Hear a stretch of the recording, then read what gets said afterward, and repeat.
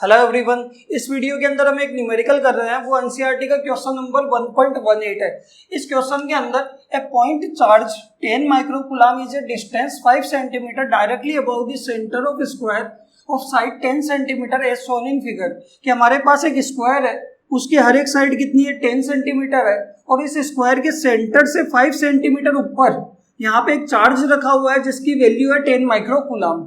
ठीक है, what is the magnitude of electric flux through the square. और इस स्क्वायर का हमें क्या निकालना है, इलेक्ट्रिक फ्लक्स का मैग्नीट्यूड निकालना है। कि यहाँ पे आपके पास इस पॉइंट पे 10 माइक्रोकूलम चार्ज रखा हुआ है और इस चार्ज की वजह से इस स्क्वायर से कितना इलेक्ट्रिक फ्लक्स क्या होने वाला है, पास होने वाला है, उसकी वैल्यू हमें निकालनी है।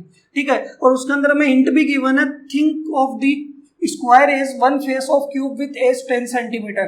कि यहाँ पे हम क्या कंसिडर कर सकते हैं कि एक क्यूब ले लेते हैं, उसकी साइड कितनी होने वाली है, एज होने वाली है 10 सेंटीमीटर, और उसकी एक फेस को हम क्या कंसिडर कर लेंगे, हमारा स्क्वायर कंसिडर कर लेंगे।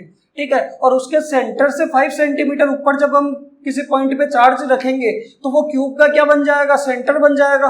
और आपके पास क्या आ जाएगी, क्यूब को हम 3D गॉसियन सरफेस कंसिडर करेंगे और गॉस के अकॉर्डिंग उसका फ्लक्स हम निकाल सकते हैं। ठीक है, और गॉस के अकॉर्डिंग इस सरफेस का भी आप क्या निकाल सकते हो, फिर फ्लक्स निकाल सकते हो, क्योंकि चार्ज आपका क्या हो जाएगा, 3D में क्लोज हो जाएगा।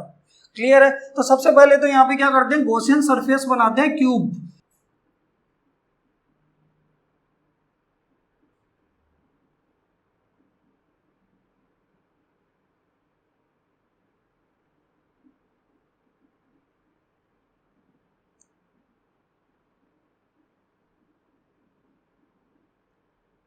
इस क्यूब की हर एक साइड कितनी है, वो है 10 सेंटीमीटर। ठीक है, और इस नीचे वाली फेस को हम क्या कंसिडर कर लेते हैं, हमारा स्क्वायर कंसिडर कर लेते हैं। तो इस स्क्वायर के सेंटर से 5 सेंटीमीटर ऊपर यहाँ पे इस पॉइंट पे आप चार्ज रखोगे 10 माइक्रोकूलम, तो वो कहाँ पे आ जाएगा, इस क्यूब के सेंटर पे आ जाएगा।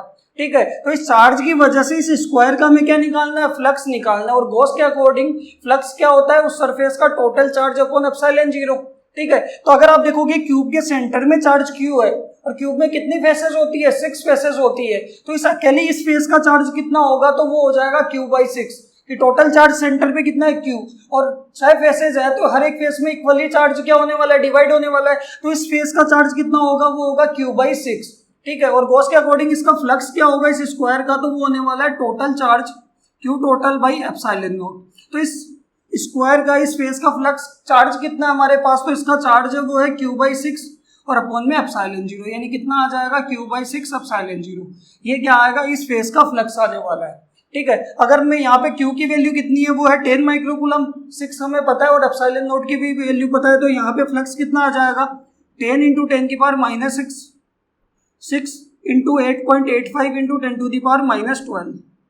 तो यहाँ से अगर आप देखोगे 8.85 को 6 से मल्टीप्लाई करते हैं, 8.85 मल्टीप्लाई बाई 6, तो ये आ जाएगा 6 5 जा 30, 0 3, 6 8 जा 48 और 5 3 51, 1 आएगा यहाँ पे 5, और ये 6 8 जा 48 और ये 53, यानी आपके पास आने वाला है 53.1।